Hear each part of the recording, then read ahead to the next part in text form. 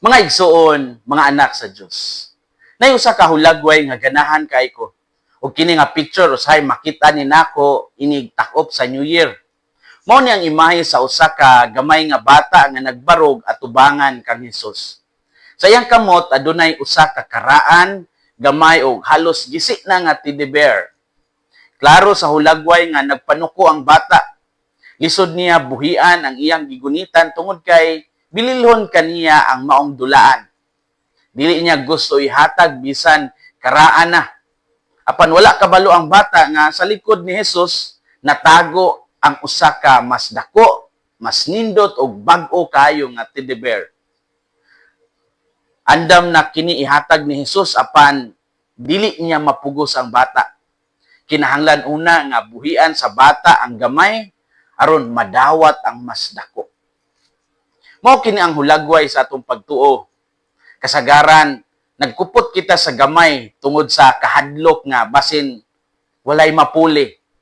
Apan ang Dios di ay adunay mas labaw nga gasa nga giandam. Sa ebanghelyo karon makita nato ang mga tinun-an nga anaa sila sa sakayan. Gikulbaan o gikapoy tungod sa balod o sa hangin. Wala nila makita nga ang Diyos mismo naglakaw na padulong kanila ibabaw sa dagat. Ug mao kini ang kahintang nga nagtulo kanato unsaon sa pagtuo, paglihok kung kita anaa sa tunga-tunga sa kahadlok. Unsay makutlo nato karong adlaw? Unang punto, gitawag kita sa Dios nga mobiya sa atong comfort zone ug musalig sa iyang presensya. Gipasakay ni Hesus ang iyang mga tinun-an sa sakayan o gipaadto sila una sa pikas nga baybayon. Dili ni aksidente nga gipauna ni Hesus ang mga tinun-an. Kabalo siya nga adunay unos. Apan kabalo usab siya nga didto motubo ang ilang pagtuo. Ang sakayan simbolo sa atong kinabuhi o sa simbahan. Ang dagat naghulagway sa kalibutan nga daghang kalisod, daghang kasamok o daghang kahadlok. Kung naatas tunga-tunga sa unos, dali kayo kalimtan nga gisugo ta sa Dios nga mosakay. Ang pagsunod sa Dios dili garantiya nga walay unos, apan garantiya nga dili ka niya pasagdan. Sa pagkatinuod, daghan kanato ang gusto magpabilin sa baybayon. Didto dapit ka kung diin na ay perming daghang kaon, perming busog, perming naay grasya nga klaro. Apan ang pagtuo magsugod kung kita mutunog sa sakayan, bisan pa wala nato makita unsay naa pa sa unahan. Ang comfort zone usahay mao ang gamay nga teddy bear nga atong gikuptan. Ang tinuod nga pagsalig nagpasabot sa pagbuhi sa atong ginakuptan aron ang Dios makahatag nato sa labaw pa nga iyang giandam alang kanato. Gitawag kita sa Dios nga mubiya sa atong comfort zone ug mosalig sa iyang presensya. Ikaduhang punto, walay butang nga labaw pa sa Dios. Katawanan ni gamay. Sa dihang nakita nila siya nga naglakaw ibabaw sa dagat. Nagtuo sila nga multo ilang nakitaan, mao nga naninggit in taon sila. Ang kahadlok sa mga tinun-an nagpakita nga usahay dili nato mailhan ang Dios kung siya moabot sa paagi nga wala nato damha. Take note, si Jesus wala misakay dayon sa sakayan. Gitugutan niya nga musaka ang kahadlok aron matudluan sila nga ang ilang pagsalig dili lang sa milagro kundi sa persona sa Dios. Ang paglakaw niya ibabaw sa tubig nagpakita nga walay butang nga mas labaw sa iyang gahom. Bisan pa ang ilang kahadlok. Ang kuno nato nga usahay ma-overwhelm ta sa mga pagsulay. Lamuyon ta sa kahadlok o kabalaka. Mao nga usahay mo ingon ta asa naman ang Dios. Apan ang Dios anaara niambit sa atong problema apan wala pa nato siya mailhi. Ang pagtuo nagkinahanglan og mata nga andam makakita bisan sa kangit-ngit. Ang ebanghelyo nag-ingon usab, take courage, it is I, do not be afraid. Mark 6:50. Ayaw kamo kahadlok, ako kini.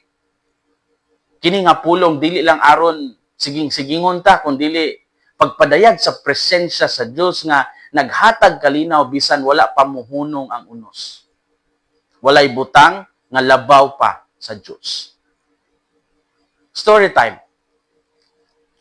Gusto na akong ipaambit nga ang akong pagkabalhin sa Radio Veritas Asia gikan sa DYRF dito sa Cebu, usa-usab ka dakong leap of faith o usa ka dakong sugal sa akong pagtuo. Kampante na baya ko sa Cebu, malipayon ko sa Cebu, ganahan ko sa Cebu, daghan akong nakaila sa Cebu o nakalibot-libot na ko sa Cebu. Malipayon ako sa akong kinabuhi sa Cebu. Ang Cebu, nahimo na akong comfort zone. Apan sa diyang nag-change management ang DYRF o wala na ko na-appeal o kalit lang sad niabot ang hagit nga mahimong general manager sa Radio Veritas Asia, usag yun ka sugal sa pagtuo nga muhawa ko sa ako ang comfort zone o sa akong pagdawat sa maong posisyon. Dito na ako nakita nga adunay mas dako ug mas lapad nga gasa ang Dios. Ang akong buluhaton sa Radio Veritas Asia naghatag nako og kahigayunan. Dili lamang mo biyahe-biyahe sa Pilipinas, kundi sa mas daghang lugar. Niadtong November, naka-appeal ko sa Asian Mission Congress sa Penang, Malaysia. Niadtong December, naka-appeal usab ako sa Asian Bishops' Meet sa Hong Kong. Tinuod gyud ay nga kung muangkla ka sa gahom sa Dios, ang imong gamay nga pangayo pun-on niya og mas dakong grasya kung kini nahisubay sa iyang kabubuton. Mao nga, praise the Lord. Mga igsuon, mga anak sa Dios, giimbitar kita karon nga mangutana usab sa atong kaugalingon. Unsa man ang gamay, gisi og daan nga teddy bear nga inyong gikuptan nga dili pa ninyo gusto ihatag sa Dios. Unsang butanga ang lisod buhian tungod kay maura kini ang inyong comfort zone. Ang Dios naghulat, dili aron kuhaon kini, kundi aron ilisan kini ug mas labaw pa.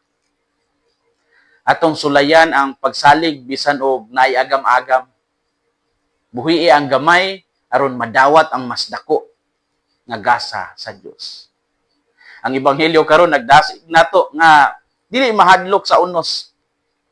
Ang Dios nga naglakaw ibabaw sa dagat mao gihapon ang Dios nga naglakaw uban kanato sa atong kinabuhi. Mao nga salig lang. Hinaot nga ang kasing-kasing ni Kristo maghari sa atong mga kasing-kasing. Kini si Father Felmar Castrodes, PLSVD, ang inyong magsisibya sa maayong balita. Gikan dinhi sa Radio Veritas Asia. Hinumdumi ang kinabuhing Kristiyano, kinabuhi sa pagserbisyo.